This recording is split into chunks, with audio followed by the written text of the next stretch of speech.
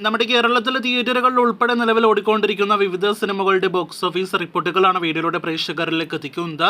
ആദ്യത്തെ കൽക്കി 2798 ആണ്. സിനിമയ്ക്ക് 39ാം ദിവസവും കേരളത്തിൽ കളക്ഷൻ വർധന ഇന്ന് ഞായറാഴ്ച നേരിടുക്കാനായിട്ട് കഴിഞ്ഞിരിക്കുകയാണ്. ഇന്നലെ 2 ലക്ഷത്തിന് മുകളിലാണെങ്കിൽ ഇന്ന് 3 ലക്ഷത്തിന് മുകളിലാണ് കേരള ട്രാക്കിംഗ് ഗ്രോസ്. 31 കോടിയിലേക്ക് കേരള കളക്ഷൻ എത്തിയിട്ടുണ്ടാകുമെന്ന് പ്രതീക്ഷിക്കുന്ന സിനിമയുടെ 1100 കോടി രൂപയുടെ ഒഫീഷ്യൽ കളക്ഷൻ പോസ്റ്റർ ദിവസങ്ങൾക്ക് മുന്നേ പുറത്തു വന്നെങ്കിലും ഇനിയും സിനിമ 1100 കോടിയിലേക്ക് എത്തപ്പെട്ടിട്ടില്ല. 1050 കോടിയിലേക്ക് സിനിമയുടെ വേൾഡ് വൈഡ് ഗ്രോസ് അടുക്കുന്നതേ ഉള്ളൂ.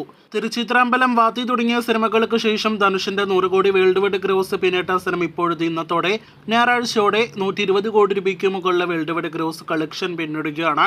ഫൈനൽ കളക്ഷൻ 150 കോടിയിലേക്ക് എത്തപ്പെടുമോ എന്നാണ് നാം ഉറ്റുനോക്കുന്നത്. ഇതിനിടയിൽ കേരള കളക്ഷനിൽ സിനിമ വർധന നേരിടുത്തിരിക്കുകയാണ്. ഇന്നലെ ഇതേ സമയം 11 ലക്ഷത്തിന് മുകളിലാണെങ്കിൽ ഇന്ന് 17 ലക്ഷത്തിന് മുകളിലാണ് കേരള ട്രാക്കിംഗ് ഗ്രോസ്. ഇന്നത്തോടെ 5 കോടി കേരള കളക്ഷൻ കടക്കുമെന്ന് പ്രതീക്ഷിക്കുന്ന സിനിമ ഗോകുല മൂവീസിന് കേരളത്തിൽ ഹിറ്റ് സ്റ്റാറ്റസ് നേടിക്കൊടുക്കുന്ന ഏറ്റവും പുതിയ തമിഴ് സിനിമ കൂടിയാണ്. ലെവൽ ക്രോസ് എന്ന സിനിമയ്ക്കും ഇന്ന് ഞായറാഴ്ച ആയതുകൊണ്ട് കളക്ഷൻ വർധന നേടിയെടുക്കാൻ കഴിഞ്ഞിട്ടുണ്ട്. ഇന്നലെ ഇതേ സമയം 6 ലക്ഷത്തിന് മുകളിലാണെങ്കിൽ ഇന്ന് 9 ലക്ഷത്തിന് മുകളിലാണ് കേരള ട്രാക്കിംഗ് ഗ്രോസ്. ഇന്ന് 20 ലക്ഷത്തോളം കേരളത്തിൽ കളക്ഷൻ നേടിയെടുക്കുമെന്ന് പ്രതീക്ഷിക്കുന്ന സിനിമ അങ്ങനെ കേരള ബോക്സ് ഓഫീസിൽ മാത്രം 2 കോടി രൂപയ്ക്ക് മുകളിൽ കളക്ഷൻ നേടിയെടുക്കാനായിട്ട് ഒരുങ്ങുകയാണ്.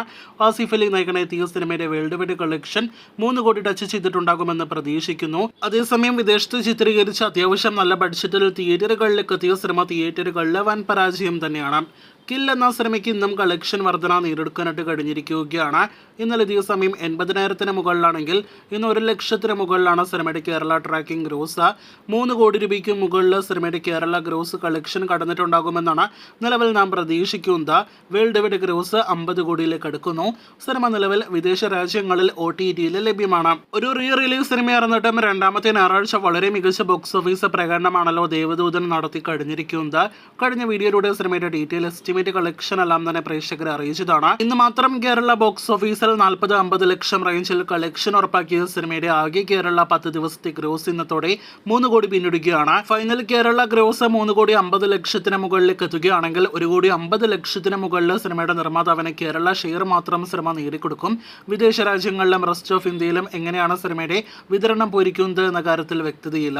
എന്തായാലും കേരള കളക്ഷൻ കൊണ്ട് മാത്രം സിനിമ 2000-ലെ ബഡ്ജറ്റ് കവർ ചെയ്യാനായിട്ട് ഒരുങ്ങുന്നു എന്നാണ് നാം മനസ്സിലാക്കുന്നത്.